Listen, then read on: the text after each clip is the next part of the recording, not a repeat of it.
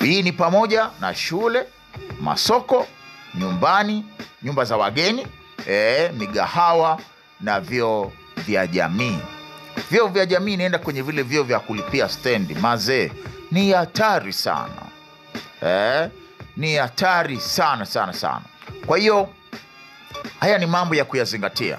Mabibi afya na mbwana afya, kama mpo, piteni kwenye vyoo vya stendi, piteni kwenye vile vyoo vya public, kwenye masoko.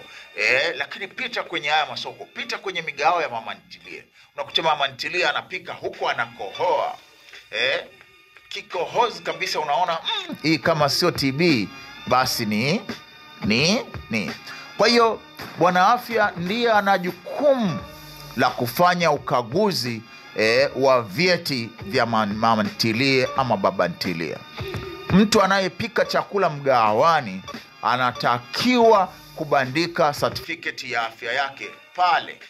Hiyo ni sheria na ni utaratibu. Nani anatakiwa kulisimamia hilo? Ni bibi afya ama bwana afya. Je, mara ya mwisho au nikuulize, unapoenda kula hapo mgahawani unaonaga vyeti vya wahudumu au vya mapishi wanaotupikia? Ni muhimu sana sana sana. Lakini pointi ya 4, majukumu ya bwana afya ama bibi afya ni kusimamia utoaji wa taka na maji taka. Kusimamia utoaji wa taka au maji taka, kuondosha. Kwa hiyo anahakikisha taka hazisambazwi ovyo na zitatupwa na zinatupwa kwa usahihi ili kuzuia ueneaji wa magonjwa. Kwa hiyo ni kazi pia ya bibi afya ama bwana afya kuhakikisha yale maeneo ambayo yamekuwa elekezi kuweka taka ama zile taka zinaondolewa kwa wakati, lakini pia zinapelekwa maeneo sahihi.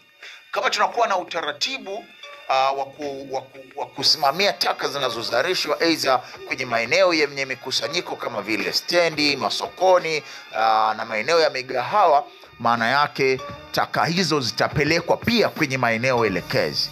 Tumekuwa na hawa watu wanaopewa hela ndogo ndogo ili kuondosha taka eneo husika. Anazitoa eneo moja, anaenda kuzibwaga aidha kwenye mtaro ama anazipeleka kuzitupa kwenye uwanja wa wazi, jambo ambalo linaendelea kutengeneza matatizo kila inapoitwa leo. Kwa hiyo kama tuna bwana afya ama bibi afya ambaye yuko active, anafika kwa wakati na atafanya kazi na hizi halmashauri ambazo zinasimamia uondoshwaji wa taka na kuzipeleka kwenye maeneo ambayo ni maeneo sahihi na yamechaguliwa.